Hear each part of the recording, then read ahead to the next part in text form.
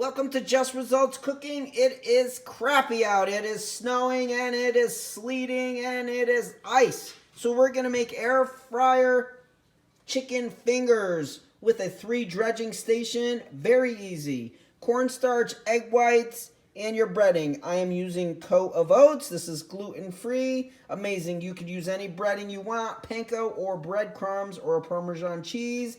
And I like to season it with a little bit of smoked paprika. And again, we have the chicken. Let's begin coating the protein. Okay, here we go. We are going to coat with cornstarch, egg, white, and your breading. Very easy. Try to make sure there's no wet stuff because air fryer, it won't be crispy. Throw it on your sprayed basket. Again, we're going to repeat till everything's done. When we're done, we're going to spray all the chicken. Before we put it in the air fryer, we're going to cook it at 380 degrees for 15 minutes.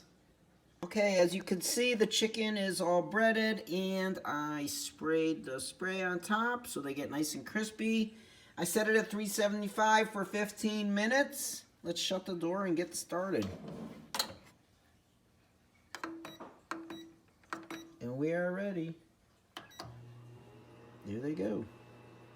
Okay, here's the end result. What I did was mix the chicken fingers in this new Brawny Buffalo sauce by Stop & Shop and the Ken's Light Chunky Blue Cheese. Air fryer chicken fingers. Boom. Please like this video and subscribe to my channel. If you want more recipes, go to www.justresultsusa.com and we'll see you next time.